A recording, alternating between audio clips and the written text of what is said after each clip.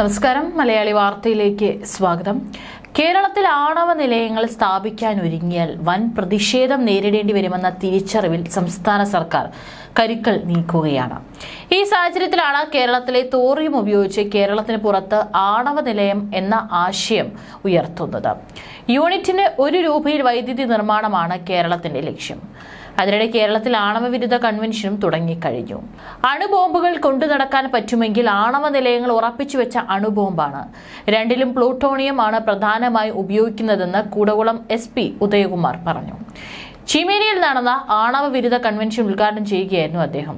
ആണവ നിലയം തുടങ്ങുമ്പോഴും അവസാനിപ്പിക്കുമ്പോഴും വലിയ തോതിൽ നമുക്ക് വൈദ്യുതി നഷ്ടം സംഭവിക്കുന്നു. മാത്രമല്ല 600 വർഷത്തോളം ആണവ മാലിന്യങ്ങൾ സൂക്ഷിച്ചു വെക്കണം. ഇതിനായി വൻ തുകയാണ് ആവശ്യം. 20,000 വർഷത്തോളം ആണവ മാലിന്യങ്ങൾ ഭീഷണിയുമാണ്. പെരിങ്ങോം ഭൂതത്താൻ കെട്ട് ആണവ പദ്ധതികൾ വന്നപ്പോൾ എതിർത്ത് തള്ളിയതാണ് കേരളത്തിലെ ജനങ്ങൾ. മറ്റ് സംസ്ഥാനങ്ങൾ പോലെയല്ല കേരളം.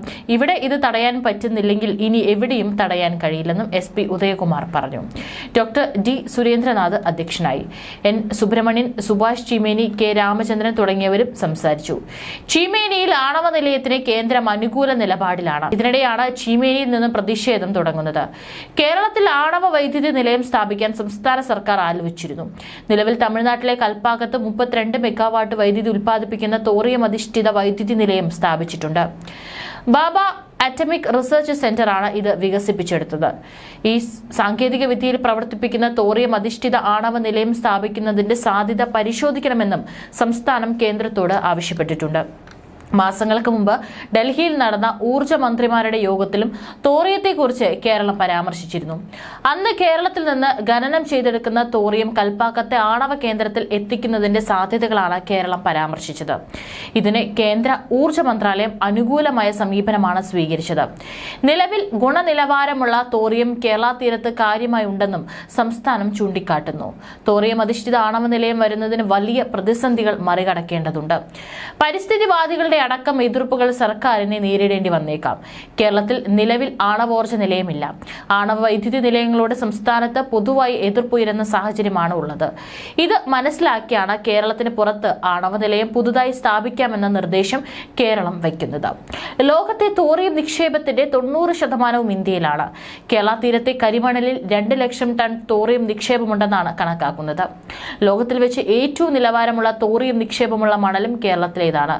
ഇത് വേർതിരിച്ചെടുത്ത കൽപ്പാക്കം ആണവ നിലയത്തിൽ എത്തിച്ചാലും കേരളത്തിന് സാമ്പത്തിക നേട്ടമുണ്ടാകും.